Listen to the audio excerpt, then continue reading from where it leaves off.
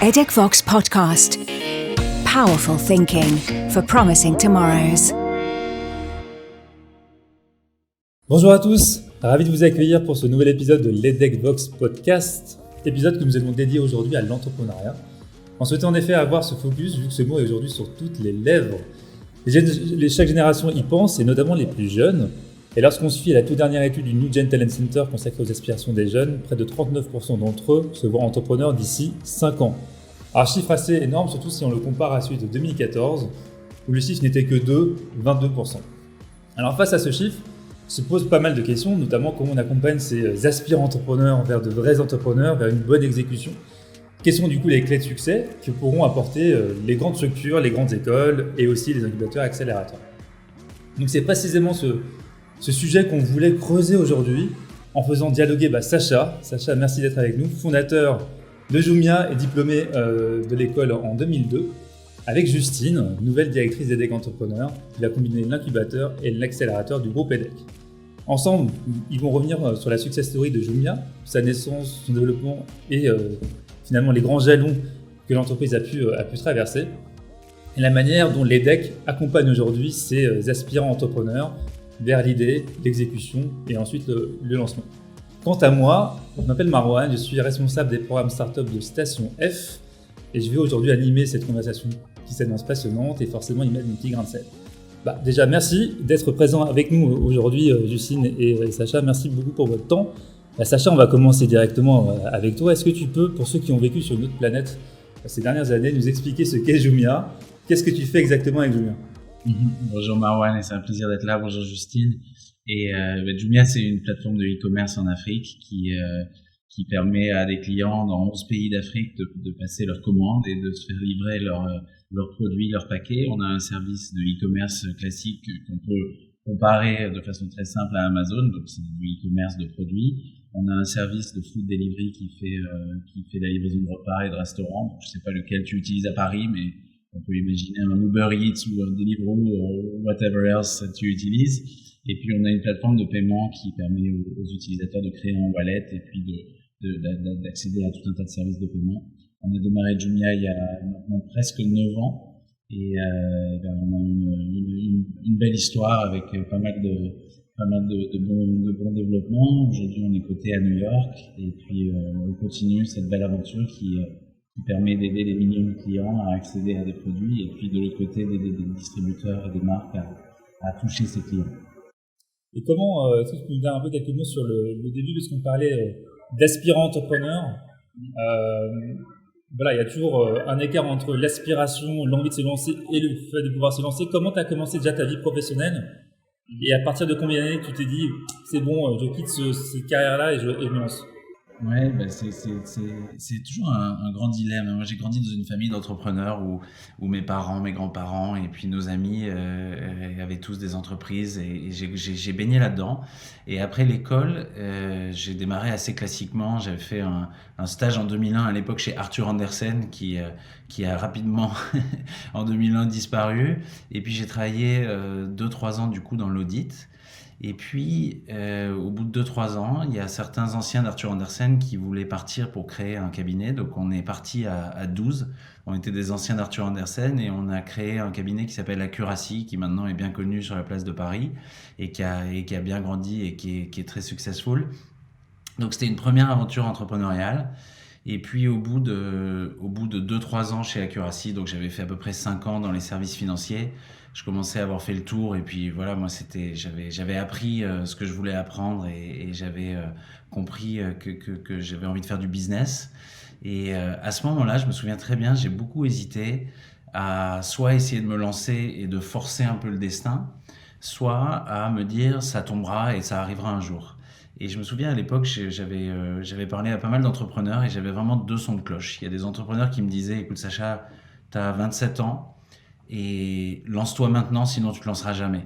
Parce que tu vas voir, dans les 3-4 prochaines années, tu vas te marier, tu vas avoir des enfants, tu vas avoir une vie confortable, et si tu le fais pas maintenant, tu le feras jamais.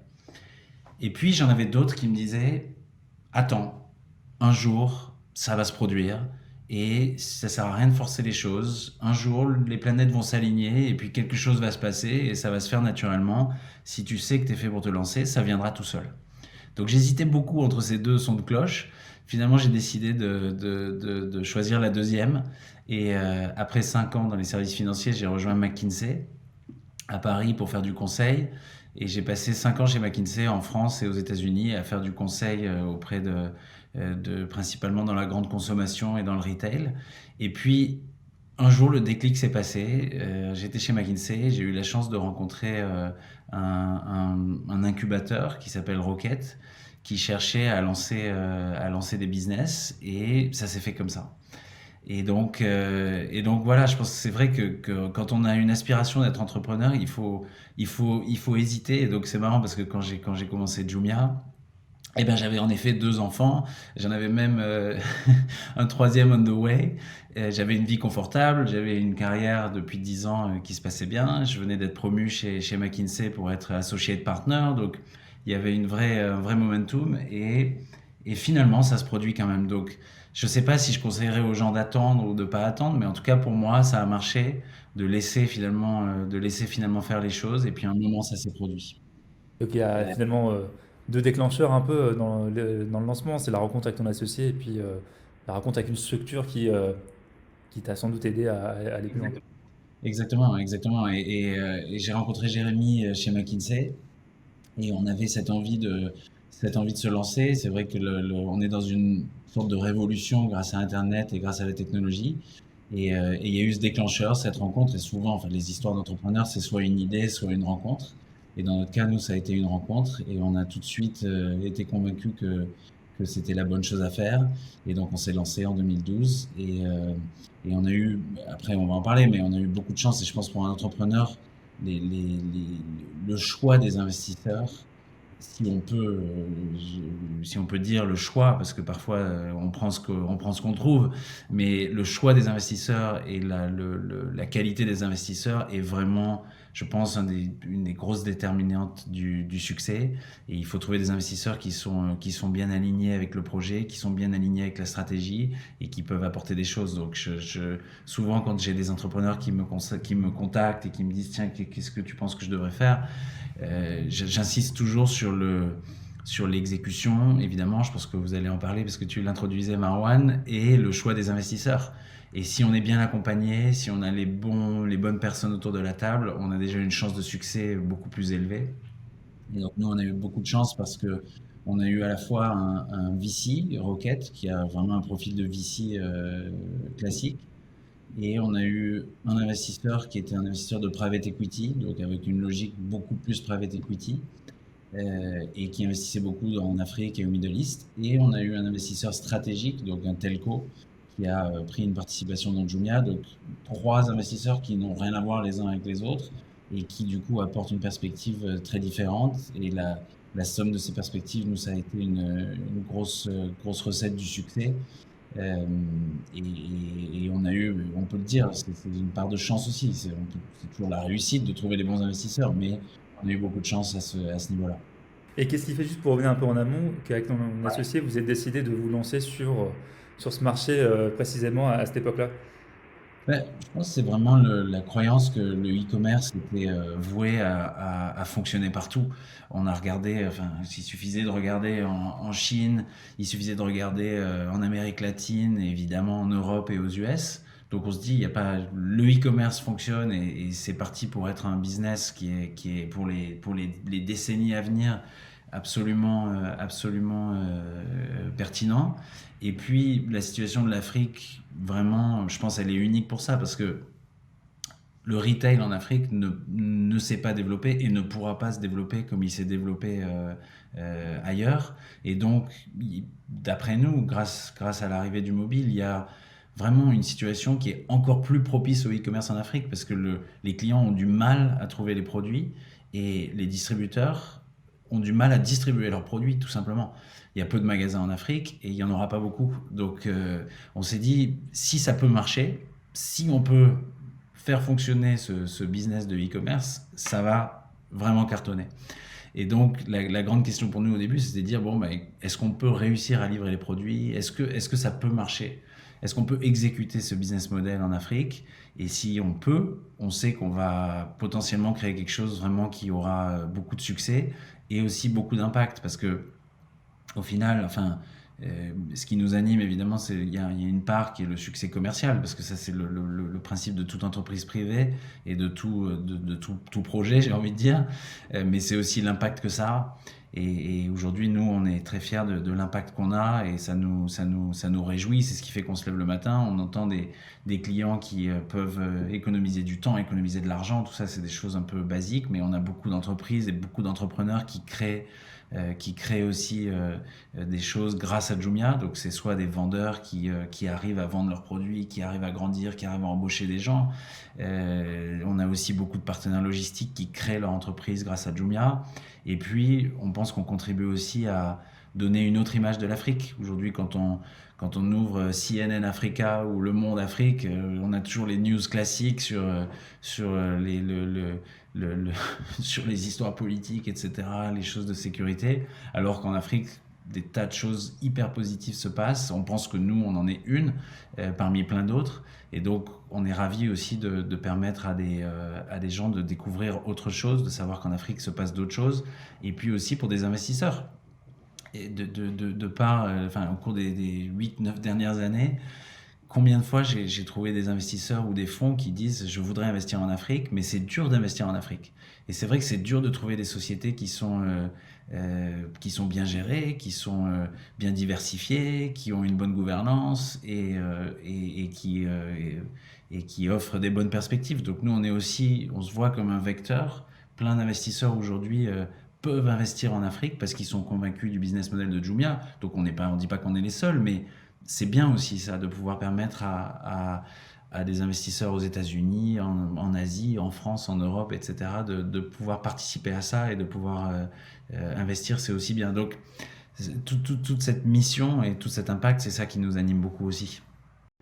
Ouais, bah, on reviendra, je pense, sur la notion d'impact qui a l'air de définir un peu la tech dans les prochains mois et prochaines années. Lorsqu'on regarde un peu le bilan des levées de fonds, on voit que c'est très très présent. Et alors, tu parlais des premières conditions de succès sur l'exécution, sur du coup avoir les bons investisseurs, mais aussi la structure requête. Alors, Justine, est-ce que tu peux, toi, nous en dire plus, vu que tu as la casquette de l'accompagnatrice, tu apportes les ressources pour les entrepreneurs sur les conditions de succès liées à l'accompagnement? Exactement. Alors tout d'abord, merci Marwan, merci Sacha pour ce premier retour d'expérience. Alors Jumia, c'est en effet le genre de success story qui inspire des générations entières d'entrepreneurs à l'EDEC. Mais on en a conscience, la route vers le succès est un peu longue et souvent difficile, et c'est là où se positionne l'incubateur EDEC. Alors en effet, nous, notre objectif, c'est de mettre sur la bonne voie ces entrepreneurs pour leur permettre d'atteindre leurs objectifs. Et donc pour ça, on met un certain nombre de ressources à disposition. Je vais en citer quelques-unes. Donc déjà, nos entrepreneurs ont la possibilité d'avoir accès à un espace de travail pour échanger ensemble et construire leur aventure à plusieurs. Mais également, ils ont la possibilité d'être au cœur de l'écosystème. Donc on a la chance d'être à Station F, Marwan. Et donc, voilà, nos entrepreneurs peuvent rencontrer les principaux acteurs de l'écosystème, des fonds d'investissement, d'autres startups à succès, etc. On a aussi 2 autres incubateurs sur nos campus à Lille et Nice qui permet aux porteurs de projets de bénéficier de la structure des écoles, mais aussi des professeurs, des chercheurs, des étudiants. Ce qui est un avantage certain. On a également un accompagnement assez poussé, à la fois à la carte et assez individualisé. Donc on a tous les mois 20 heures de coaching disponibles à la carte. Donc ça peut être des permanences d'experts, ça peut être des webinars, des ateliers collectifs, des sessions de co-développement aussi pour que les startups échangent entre elles. On a bien sûr du contenu, des avantages négociés, etc. Mais je dirais que ce qui est vraiment important pour nous, l'incubateur EDEC, c'est d'être aussi présent dans les moments difficiles, quand on sait que 80% des entrepreneurs se sentent seuls. Et donc nous, c'est quelque chose qui nous tient vraiment à cœur. Et donc à côté de ça, on a construit tout un cycle d'accompagnement pour vraiment pouvoir suivre les porteurs de projets sur tout leur cycle de développement en effet. Donc on a une première brique qui est le lab. Donc le lab, c'est comment je passe de l'idée aux fondamentaux de la création d'entreprise pendant 3 mois. Donc dans le jargon, ça va être la création de son premier MVP. Suite à ça, on a un deuxième programme, le studio. Donc là, c'est un accompagnement de 1 an qui permet d'avoir accès à l'ensemble de nos ressources. et qui permet de passer de ce fameux MVP, donc ce premier projet viable, à un market fit, et donc une startup qui a de l'attraction, trouvé son marché, etc. Et enfin, on est en train de construire un accélérateur pour pouvoir accompagner nos porteurs de projets les plus matures et surtout démultiplier toutes les success stories qu'on a déjà eues par le passé et qu'on a encore actuellement. Donc ça peut être quelques exemples, Yuka, que vous connaissez certainement, Pumpkin et plus récemment Liway par exemple, qui est en train de révolutionner la façon dont on contractualise en entreprise et qui a notamment été dans le classement du Future 40 de Station F, donc les 40 startups les plus prometteuses de Station F sur plus de 1000 entreprises. Donc on en est très très fiers. Peut-être pour terminer sur nos chiffres, voilà, donc, on accompagne environ 50 sociétés au sein de notre studio. Dans le lab, on a 600 heures de coaching disponibles pour nos étudiants durant toute l'année, ce qui est beaucoup. Et on a un taux de succès d'environ 70% 3 ans après le studio, contre souvent 20% sans accompagnement en moyenne en France. Et on estime qu'on fait gagner au moins 6 mois aux porteurs de projets sur les premières étapes du développement. Je dirais qu'aujourd'hui, l'enjeu aussi pour nous dans notre accompagnement, c'est de forcément se digitaliser. Le contexte nous l'oblige, mais on en est très content parce que ça nous permet d'être aussi au plus proche de nos entrepreneurs qui sont notamment à l'international. Et c'est quelque chose qui nous tient à cœur de pouvoir accompagner tout le monde. Top, donc vous couvrez pas mal de niveau de maturité de l'idéation à l'après-MVP. Et du coup, Sacha, toi, quand tu as commencé à travailler avec Rocket, est-ce que tu peux nous partager, pour ceux qui connaissent un peu moins l'écosystème, qui sont moins familiers par les différentes structures d'accompagnement, ce que tu as apporté finalement Rocket au départ, au-delà de la partie investissement? Mhm. Je pense que c'est un peu ce que Justine disait, et d'ailleurs bravo Justine pour tout ce que tu fais. Ce qui compte au début, c'est d'être extrêmement connecté avec beaucoup d'entrepreneurs qui sont en train de faire des choses similaires. Et c'est pas compliqué, on peut appeler ça les best practice sharing, ou on peut appeler ça du knowledge sharing, mais ce qui compte, c'est d'avoir at your fingertips, au bout du fil, un email, quelqu'un qui peut répondre à une question maintenant. Et pas quelqu'un avec qui il faut scheduler. Voilà, tiens, je suis en train de faire ça, j'ai besoin de savoir comment tu fais toi. Et voilà, Rocket a su créer ça pour nous. Et je pense qu'au fond, les incubateurs et les stations, les studios, les VC, etc. Mais c'est ça qu'il faut. Il faut avoir accès à de l'information et être capable d'être dans un environnement où c'est pas grave de poser des questions bêtes, où c'est pas grave. Il faut avoir vraiment l'accès à l'information relevant d'autres startups qui sont en train de vivre la même chose. Tiens, je voudrais recruter tel profil, comment t'as fait? Toi aussi, est-ce que t'as recruté un profil comme ça? Où est-ce que tu l'as trouvé? Ok. Et ça, c'est ce qui est vraiment, vraiment important parce que on gagne beaucoup de temps, tout le monde peut profiter des erreurs des uns des autres. Et je voudrais insister sur le fait que ça, c'est quelque chose qui continue dans le temps. Et avec le temps, quand les projets grandissent, normalement, on s'émancipe un petit peu de ces structures, hein, puisque elles sont par définition un peu au début. Et ensuite, on se crée un autre type de réseau. Mais dans la vie d'une entreprise et dans la vie d'un entrepreneur, je pense que c'est vraiment ça le plus important, c'est de pouvoir se dire, à tout moment, il faut que je puisse facilement et sans stress et sans risque pouvoir poser des questions et avoir accès à l'information rapidement. Et c'est ça, je pense, la plus grande valeur de tout, c'est ça. Euh, et c'est ce que je pense les studios et ce que vous faites, et vous le faites très bien. Et je pense que c'est ça le plus important. Et nous, c'est ce qu'on a eu à l'époque avec Rocket. Et puis maintenant, il y a un effet boule de neige, c'est-à-dire qu'il y a tellement d'entrepreneurs et il y a tellement de projets, il y a tellement de pays, de connexions, etc., que c'est en train de s'accélérer. Et aujourd'hui, on peut avoir accès à beaucoup d'informations très facilement. Et ça, je pense que c'est le plus important. Et dans ton parcours de consultant mais EDEC, qu'est-ce que tu as pu prendre comme acquis, comme compétences qui te servent encore aujourd'hui? Bon, bah, tellement, tellement, tellement, tellement, hein. Je pense que c'est vrai que les decks a été très utile pour donner une formation très généraliste, mais avec tous les concepts que j'utilise encore aujourd'hui sur le marketing, le droit, la finance, etc., etc. Donc il y avait de ça.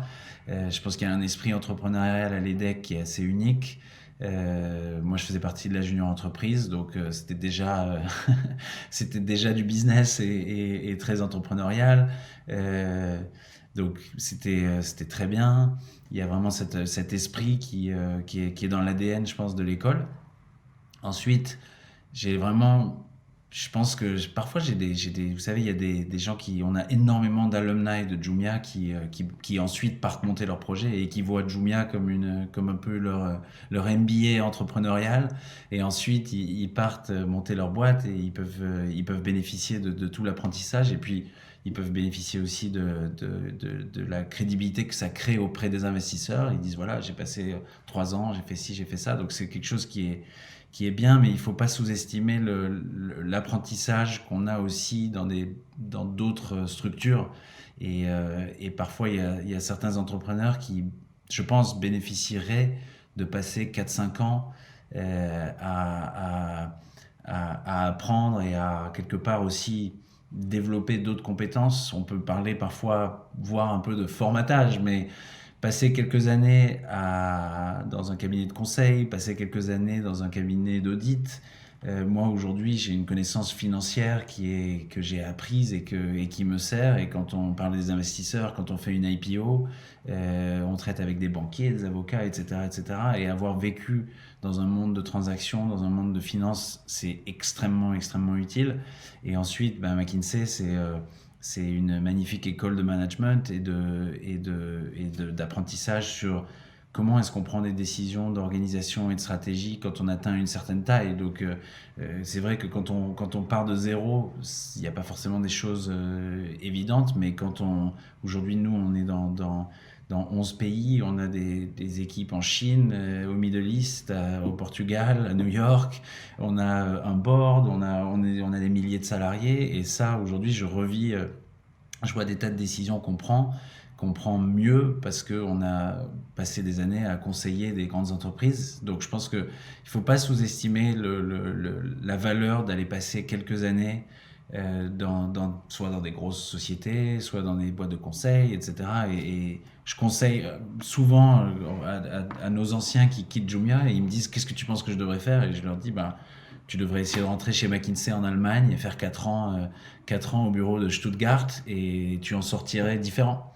Et je vois parfois des gens qui enchaînent entre guillemets les expériences entrepreneuriales et qui bénéficieraient, en tout cas, je pense, d'aller passer quelques années chez Procter & Gamble ou chez McKinsey. Et encore une fois, ce qui compte, c'est d'être heureux. Donc, s'ils sont heureux comme ça, c'est super et c'est ça le but. Mais en tout cas, il ne faut pas discarder, je pense, trop rapidement et trop facilement la valeur que les expériences non entrepreneuriales peuvent apporter. Alors, évidemment, nous, c'est ce qu'on a vécu, donc on peut en parler. Mais passer 10 ans avant dans d'autres choses, je pense que c'est aujourd'hui, en tout cas, une de nos grandes forces avec Jérémy. Ouais, c'est intéressant parce qu'effectivement, il y a quelques clichés des fois qui sont assez forts, peut-être ceux qui connaissent un peu moins la population entrepreneuriale. Et quand on vient à Station F, on avait fait différentes enquêtes à Station F pour interroger. Donc on a 1000 startups sur le campus, on a plus de 3000 personnes au quotidien. Donc ça donne un bon pool intéressant pour voir qui sont derrière ces startups. Et l'âge moyen, c'est entre 30 et 31 ans. La plupart avaient du coup une expérience professionnelle avant. Et aussi, ce qui est intéressant, c'est quand tu compares les entrepreneurs en série et les autres, 70% sont des entrepreneurs pour la première fois. Il y a quand même 30% qui reviennent. On a des entrepreneurs qui ont échoué déjà et qui reviennent encore à Station F avec un autre projet et qui, certains, cartonnent maintenant. Donc c'est effectivement intéressant et c'est ce qu'on a voulu recréer à Station F depuis le premier jour. Et c'est intéressant quand tu parlais des anciens de Jumia qui se lançaient aussi, des anciens de Mac qui se lancent. Il y a différentes mafias, comme on parle la mafia PayPal aujourd'hui, qui génère beaucoup d'entrepreneurs. Et on le voit aussi sur le campus, on voit beaucoup d'anciens de cabinets de strat, on voit beaucoup d'anciens de GAFA, on voit beaucoup qui se lancent, et même du coup, comme Justine, tu peux, j'imagine, le vivre, beaucoup qui sortent de l'école aussi et qui se lancent et qui vont pouvoir côtoyer des entrepreneurs autour d'eux qui ont réussi ou échoué juste avant. Et c'est l'ambition même d'un projet comme Station F de réunir autant de personnes différentes. C'est ce qu'on essaye de faire, de créer cette intelligence collective pour que l'échec soit plus rapide et le succès aussi plus rapide. Donc, on se greffant à chaque fois avec chacun. Et c'est aussi pour expliquer un peu ceux qui connaissent un petit peu moins le modèle Station F. On a une trentaine de programmes aujourd'hui sur le campus qui vont regrouper des niveaux de maturité un peu différents. On va avoir des grandes écoles, on va avoir des grands groupes comme des Microsoft, Ubisoft, Thales qui vont porter et accompagner. On va avoir des structures indépendantes, on a aussi des startup studios, notamment Entrepreneur First, qui sont sur le campus, qui vont eux pousser notamment à des populations scientifiques de se lancer, et ce melting pot crée des choses assez intéressantes sur le campus. Alors moi je connais pas mal le programme EDHEC, mais est-ce que Justine, tu peux nous en dire plus du coup sur ce qui va faire la différence par rapport à l'ensemble des programmes que je partageais? Oui, bien sûr. Alors, je vais revenir sur quelque chose qu'a dit Sacha, notamment sur l'ADN de l'EDHEC. Et c'est vrai qu'on est une école qui a été fondée par des entrepreneurs du Nord, et ça se ressent à la fois sur les cours, sur la pédagogie, mais aussi sur le choix de carrière de nos diplômés et de nos jeunes, voilà, nos étudiants également. Alors, en moyenne, j'ai vu une stat récemment, il y a 100 entreprises qui se créent tous les ans par des EDHEC, ce qui est plutôt énorme. Et on a des exemples de success stories comme Mano Mano, par exemple, Malte, ou encore Everroad, Maxime, donc, qui a levé plus de 100 millions d'euros, ce qui sont en fait des super success stories pour l'EDHEC. Je dirais qu'il y a une deuxième chose qui nous caractérise beaucoup, c'est la raison d'être et notre volonté au quotidien d'avoir de l'impact pour aujourd'hui et également pour les générations futures. Et moi, ce qui me frappe beaucoup, c'est que on a l'ensemble de la communauté qui se reconnaît dans ces valeurs. Et ça génère des choses fabuleuses. Donc, ça se voit aussi sur nos entrepreneurs qui ont envie d'avoir de l'impact au quotidien. Et donc, je reviens aussi sur ce que disait Sacha. Pour donner quelques exemples, on a Apothec Care qui essaye de simplifier la vie des patients atteints de maladies chroniques. On a Hospital Link, un fondateur qui a été souvent hospitalisé, qui maintenant est en train de faciliter la relation entre les patients et les soignants à l'hôpital. Où on a encore 900 Care, pareil, une de nos grandes success stories de cette année, également dans le top 40 de Station F, qui révolutionne les produits de la salle de bain pour être plus éco-responsables. Donc voilà. Et donc l'intérêt de tout ça, c'est qu'on a toute une communauté qui est fédérée autour de nos valeurs. Et donc tous les jours, je suis contactée par des anciens de l'EDHEC qui veulent redonner et qui veulent prendre part à l'aventure entrepreneuriale des générations plus jeunes. Et donc on a 200 experts et mentors à l'heure d'aujourd'hui qu'on a fédérés. On a la chance de pouvoir bénéficier aussi des professeurs et des chercheurs. On a 46 000 alumni avec qui on a notamment lancé un programme d'entraide lors du premier confinement qui a beaucoup servi à nos entrepreneurs. Et on a même les étudiants qui prennent part à tout ça. On a des étudiants qui travaillent bénévolement pour nos startups. Par exemple, on a le Master Consulting qui travaille pour des startups de chez nous sur des problématiques stratégiques. Et en fait, ils ont la chance d'être encadrés par des consultants de Capgemini. On a également les MBA qui font des challenges. Donc là, on a un challenge qu'on sort en avril pour aider aussi nos entrepreneurs sur leurs problématiques de business model, de levée de fonds, etc. Donc c'est un avantage, je pense, qu'on a du fait d'être un incubateur d'école et que non pas d'autres incubateurs, en effet. Et donc peut-être juste pour que vous puissiez mieux vous rendre compte. Alors imaginez nos entrepreneurs toutes les semaines, ils ont la possibilité de voir leur mentor pour parler stratégie. Ils ont la possibilité de revoir leur plan marketing avec un directeur marketing d'une grosse start-up, par exemple. Ils ont tous les mardis un avocat spécialisé dans la tech pour répondre à leurs questions et tout ça gratuitement, bien évidemment. Ils ont des introductions auprès de fonds d'investissement et la chance de pouvoir être aussi à Station F pour les côtoyer directement.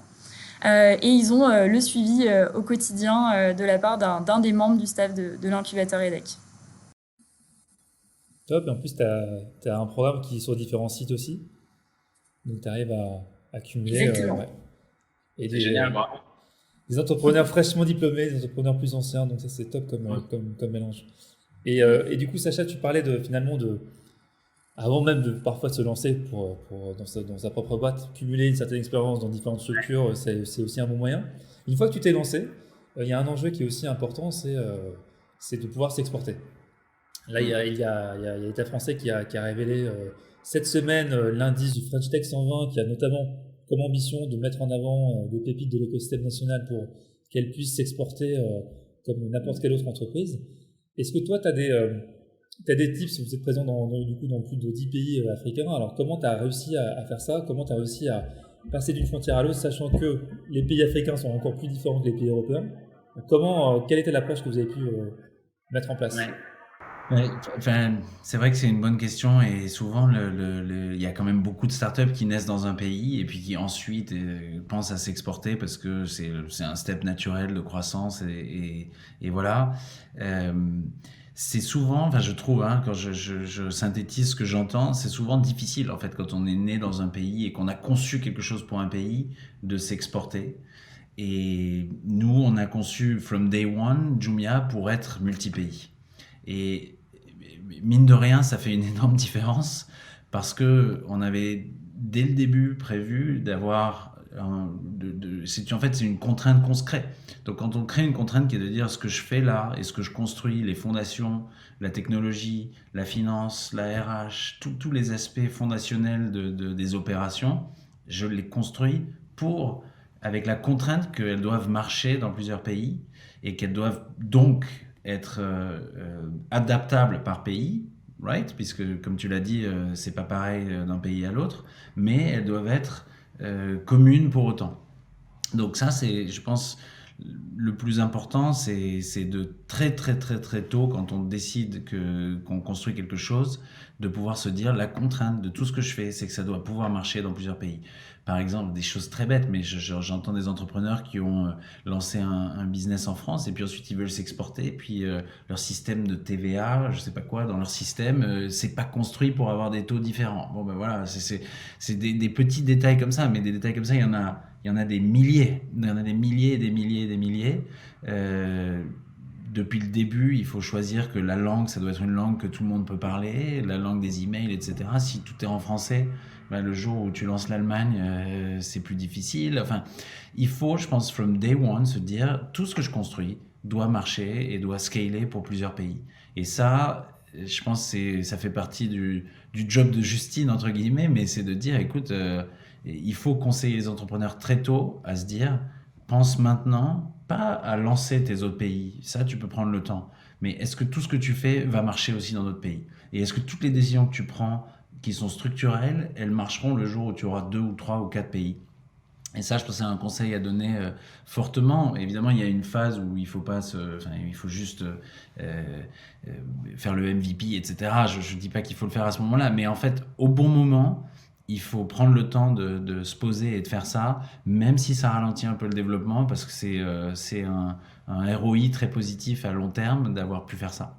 Donc, il faut vraiment avoir conscience au bon moment de développement de dire time out. Est-ce que tout ce que je fais va marcher pour l'internationalisation? Et s'il faut que je reprenne 3 ou 4 mois pour reconstruire certaines choses différemment pour qu'elles puissent ensuite scaler à l'international, c'est un bon investissement à faire. Et comment vous êtes lancé du coup? Vous dites vous faites un nouveau pays par an. Il y a Non, des non, caractéristiques liées aussi au continent africain. Le système de paiement, par exemple, qui est assez incroyable. ouais. Nous, on avait aussi une contrainte qui est un peu une contrainte macro et un peu géopolitique. C'est-à-dire que en Afrique, enfin, on est convaincu que une grande partie de notre succès, c'est d'être dans plusieurs pays. Quand on a commencé, on était au Maroc, Égypte, Nigeria et Afrique du Sud, qui étaient 4 pays les plus développés, entre guillemets, sur le papier.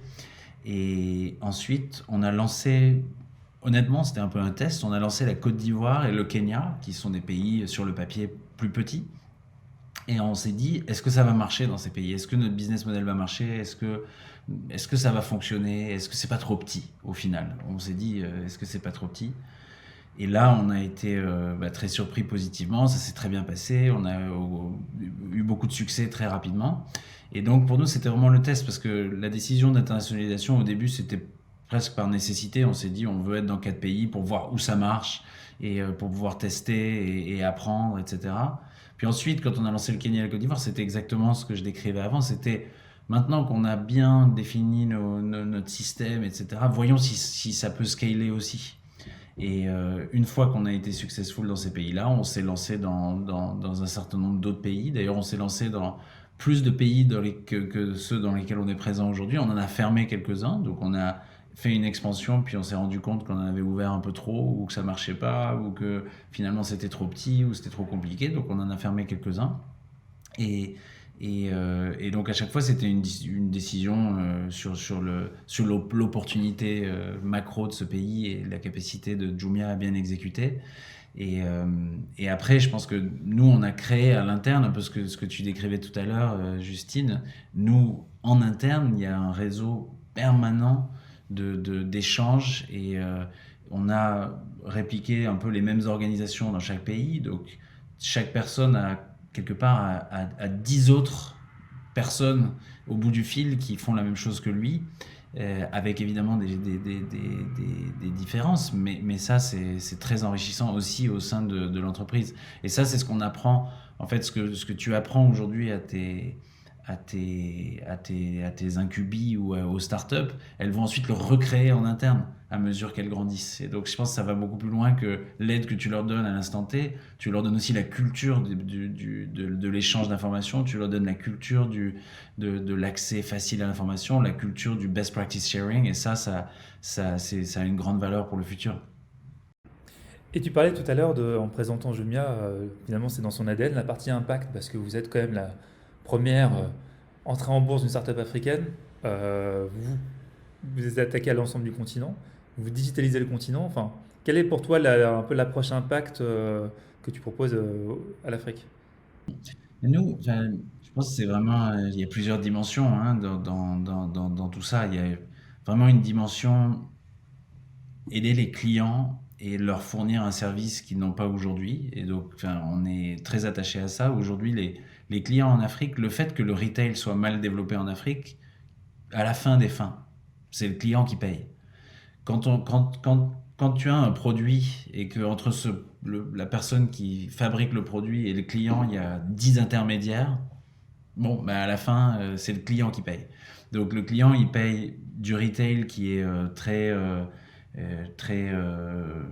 comment dire, qui a une grande variété d'expériences, de la plus mauvaise à parfois des bonnes expériences. Il paye le fait qu'il n'y a pas assez de produits et il paye cher ces produits. Donc il y a clairement, nous, on se voit comme un vecteur d'augmentation du pouvoir d'achat des clients et on veut leur donner accès à des produits qui sont moins chers. Et donc ça, c'est une chose importante. Le deuxième, c'est d'aider des distributeurs à augmenter leurs ventes et à pouvoir se professionnaliser. On a plus de 100 000 vendeurs aujourd'hui et la plupart de ces vendeurs se déclarent eux-mêmes entrepreneurs. Ce sont soit des vendeurs qui achètent et qui revendent, soit des petits producteurs, soit des gens qui créent leur entreprise et qui se disent tiens, moi je vais me mettre à produire des objets et qui grâce à Jumia peuvent avoir accès à tout leur pays et qui peuvent distribuer leurs produits dans tout leur pays. Donc ce sont des gens qui se voient comme des entrepreneurs, donc on les aide, on les professionnalise, on les forme, on leur apporte beaucoup de compétences, ils ont accès à des formations et puis quelque part on les sensibilise aussi eux-mêmes à leur impact puisqu'ils embauchent des gens et ainsi de suite. Donc on a tout cet écosystème de vendeurs qui grandit avec nous et qui se professionnalise avec nous.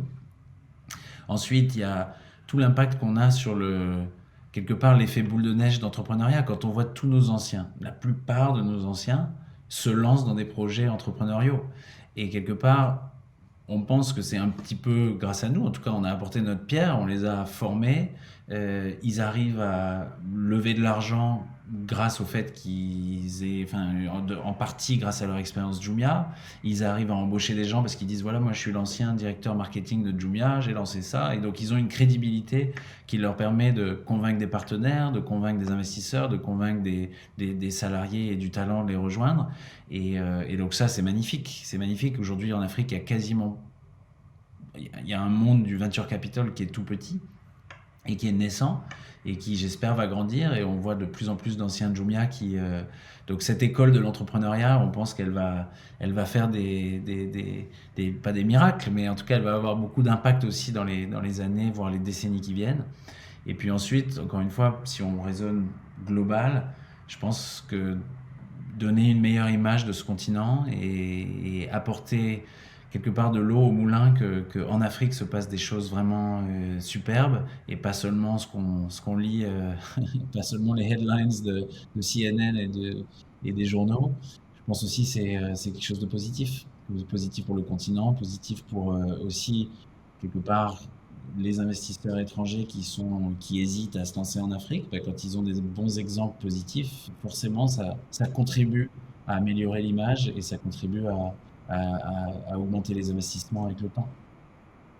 Et ça, c'est vraiment important, cette mission-là. C'est, au fond, au bout d'un moment, enfin, il y a le day-to-day qui est important, mais à la fin, c'est ça qui reste. C'est ça qui reste. Quand on step back, qu'on se dit, bon, finalement, qu'est-ce que j'ai fait? Eh ben, c'est à ça qu'on pense. C'est à ça qu'on pense avant toute autre chose. En tout cas, c'est ce qu'on voit là quand on fait le bilan un peu des grosses startups qu'on voit côté écosystème français, notamment en 2020, sur les 5 milliards et des poussières qui ont été levés par les startups françaises. On voit que l'impact, en tout cas, l'intégration de l'impact dans les business est de plus en plus forte et en tout cas très attendue de la part maintenant des salariés, des entrepreneurs eux-mêmes. Et les futures licornes qui vont arriver françaises, les Insect, les Back Market, les Alan, intègrent vraiment cette dimension euh, au cœur de leur boîte et de leur business. Donc ça, c'est des choses assez importantes qu'on voit se dessiner d'un point de vue macro maintenant. C'est super parce qu'en fait, ça parle, c'est important ce que tu dis, Marwan, ça parle beaucoup des salariés, hein. Nous pour vous donner une anecdote, on a, disons qu'on a 5000 salariés, plus ou moins, et tous les ans, on fait ce qu'on appelle une people survey. Donc, on envoie un questionnaire de 40 ou 50 questions à tout le monde, 100% des gens. Et parmi ces questions, il y en a plein. Donc, ça parle de toutes les questions que tu peux imaginer, tu vois, qu'on pose pour prendre le baromètre, mais profond, tous les ans. Et donc, il y a des questions autour de nos valeurs. Parce que pour nous, c'est hyper important, les valeurs. On passe beaucoup de temps consciemment à les développer et à s'assurer que les gens s'épanouissent dans nos valeurs. Et on pose une question dans l'enquête qui est: est-ce que tu veux travailler chez Jumia pour encore 12 mois, encore 2 ou 3 ans, ou as long as you can, right? Donc, pour toujours. Et la deuxième question qu'on pose, une des autres questions qu'on pose, c'est: est-ce que tu recommanderais Jumia à tes amis pour travailler, évidemment? Oui ou non? Donc on a des bonnes réponses à ces deux questions, mais on a corrélé ces deux questions-là à toutes les autres. On pose des questions aussi qui sont: est-ce que tu penses que tu es assez payé, etc. C'est vraiment de la totale. Et ben la corrélation la plus forte aux deux questions des salariés sur est-ce que tu veux rester le plus longtemps possible et est-ce que tu recommanderais, c'est: est-ce que les valeurs de Jumia, est-ce que tu te reconnais dans les valeurs de Jumia? Voilà. À la fin, c'est pas le salaire, c'est pas tout le reste, est-ce que le café est bon au bureau et tous ces trucs-là. À la fin, ce qui retient les talents, c'est de se sentir, de faire partie de quelque chose et d'une organisation qui défend les mêmes valeurs qu'eux et qui met les valeurs et ces valeurs-là au centre de la stratégie. Et donc ça, quelque part, aujourd'hui, comme on vit dans un monde où tous les gens veulent être des entrepreneurs, hein, tous les gens, au bout de 2 ans, disent: bon, moi, ça y est, j'ai fait le tour de la question, maintenant, je veux changer, je veux déménager, je veux une nouvelle un nouveau projet, une nouvelle boîte. Donc, on est dans c'est la réalité du monde dans lequel on vit. Et ce qui garde les talents, c'est les valeurs, et les valeurs, c'est tout ce que tu dis, c'est l'impact qu'on a, et à la fin, c'est ça qui retient les talents. C'est pas le reste. Le reste, c'est important, mais c'est pas le plus important. Et justement, du coup, pour conclure et donner le mot de la fin, Justine, comment toi tu intègres dans tes plans d'EDEC entrepreneurs ces notions d'impact dans les prochaines années? Oui, bien sûr. Alors déjà, c'est assez fort ce que dit Sacha, parce que nous, on le voit vraiment dans les aspirations de nos étudiants sur l'impact, les valeurs. Et donc, c'est pour le coup, c'est assez, c'est assez représentatif, je pense, de la société dans laquelle on vit. Alors nous, ce qui est important pour nous, c'est en effet déjà de pouvoir améliorer l'impact de l'incubateur, et donc d'avoir un rôle aussi davantage dans la société. Donc on a l'ambition de développer l'aspect diversité de plus en plus chez nous. On est déjà très content sur l'aspect homme-femme. Je pense on est bon élève. On a plus de 40% de femmes au sein de notre programme studio, ce qui est vraiment beaucoup. On a lancé récemment un programme sur la diversité avec BPI France et la French Tech, où on accompagne 6 porteurs de projets qui n'ont pas forcément eu la chance d'avoir fait une grande école, qui n'a pas forcément le réseau aussi qui va avec. Et donc d'ailleurs, on a des très beaux projets comme Fibrani, qui est également dans le Futur 40 de Station F. On est très, très fiers de les accompagner. On a également la volonté d'avoir un impact global pour nos porteurs de projets. Et donc, l'aspect international est important pour nous.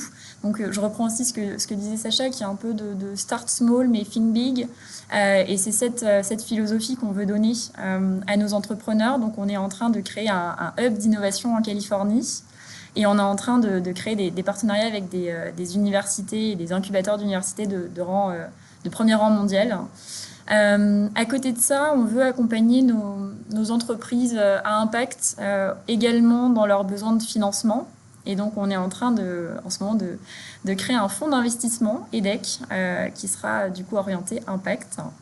Et enfin, je dirais que l'enjeu pour nous aujourd'hui, c'est également d'accompagner nos étudiants qui veulent justement développer leur impact. Et ça passe souvent par l'entrepreneuriat, parce que c'est un des leviers actuellement.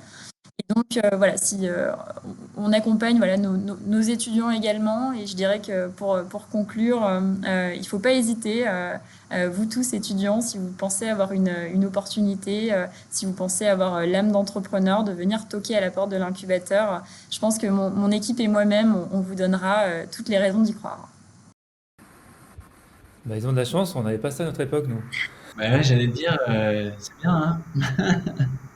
Ça se développe beaucoup en effet en ce moment. L'entrepreneuriat est au cœur du plan stratégique 2025 de l'EDEC d'ailleurs, Impact Future Generation. Donc on en est très fiers et on va annoncer beaucoup de nouvelles choses dans les prochaines semaines. Donc n'hésitez pas à nous suivre. Non, mais j'ai hâte de voir dans 10 ans, on va se retourner et on verra tout ce qui est sorti de tout ça. Je pense on voit là pour l'instant juste le tip of the iceberg, comme on dit, mais je pense que dans 10 ans, on se retournera et ce sera vraiment incroyable de voir tout ce qui va sortir de cela. Donc bravo. Bon bah top, on sera le mot de la fin. On va devoir s'arrêter là. Un grand merci, Sacha, pour ton temps, Merci à vous. sur l'écosystème africain qu'il faut absolument suivre. Un grand merci à toi, Justine. Là aussi, on va voir le développement des programmes de l'EDEC sur l'entrepreneuriat. Hâte de voir les prochains Yuka, les prochains 900K qui vont sortir de tes programmes. Du coup, n'hésitez pas à nous suivre. Jumia, Station F et l'EDEC sur les bons réseaux pour poursuivre la discussion. À très vite. Merci beaucoup, à très vite.